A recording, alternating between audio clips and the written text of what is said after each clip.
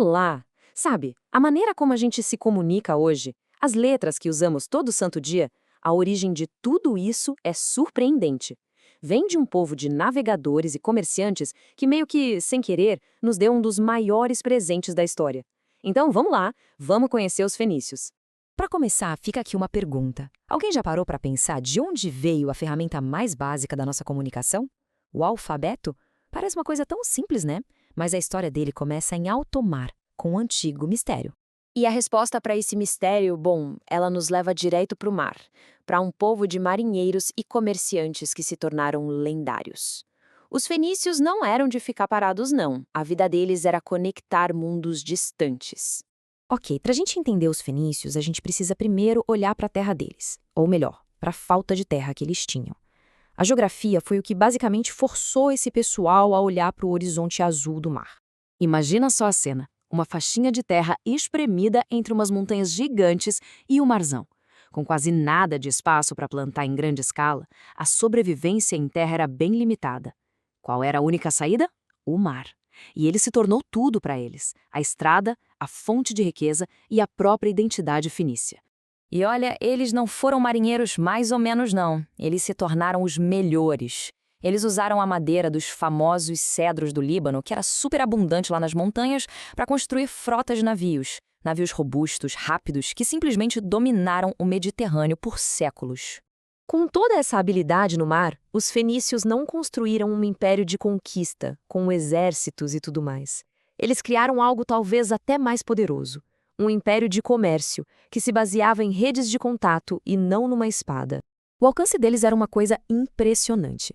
As rotas comerciais fenícias eram como as artérias do mundo antigo, sabe? Bombeando mercadorias, ideias, cultura por todo o Mediterrâneo.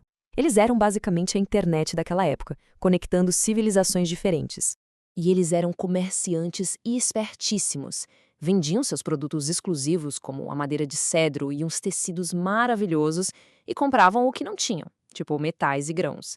Mas tinha um produto específico que tornou eles lendários. A púrpura de Tiro.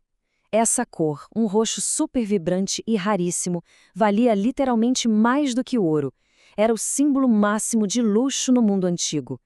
E, para conseguir essa cor, era um processo super trabalhoso, extraindo a tinta de milhares de pequenos caramujos do mar.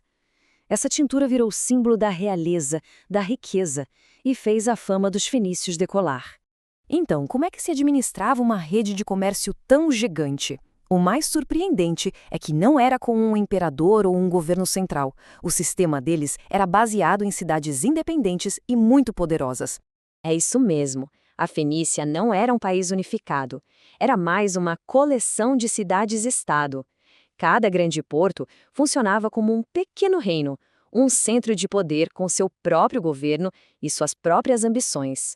Cidades como Byblos, Sidon e Tiro eram os corações pulsantes desse império comercial.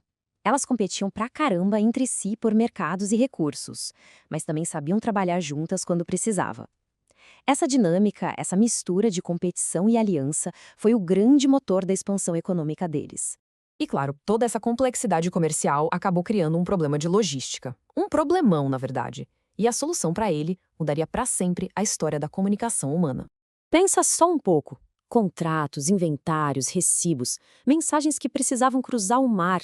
Para administrar uma rede de comércio tão complexa, era preciso um jeito de escrever que fosse rápido, fácil e acessível para todo mundo. Os sistemas que existiam na época simplesmente não davam conta do recado. E aqui está o pulo do gato. De um lado, você tinha sistemas de escrita super complicados, como os hieróglifos egípcios com centenas de símbolos que só uma pequena elite de escribas conseguia entender. E do outro lado, a genialidade fenícia, um sistema com apenas 22 símbolos. A grande sacada, cada símbolo representava um som, não uma ideia ou um objeto. Era um sistema fonético. Olha só que interessante. Esse alfabeto não nasceu em templos nem em academias de estudiosos. Ele nasceu nos portos movimentados, criado por comerciantes para resolver um problema prático.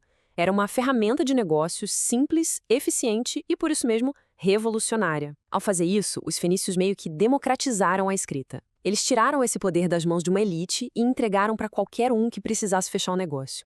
Então, qual foi o impacto duradouro dessa invenção puramente prática? Bom, é simplesmente gigantesco. Foi algo que viajou das ondas do mar até as palavras que a gente fala e escreve hoje. A jornada foi mais ou menos assim, ó. Primeiro, os fenícios criaram esse sistema fonético. Depois, os gregos adotaram a ideia e deram uma melhorada, adicionando as vogais. Aí, os romanos adaptaram a versão grega e criaram um alfabeto latino, que a maioria de nós reconhece de cara. E esse alfabeto se espalhou pelo mundo, virando a base da comunicação escrita para bilhões de pessoas. No fim das contas, essa é a grande verdade sobre os fenícios.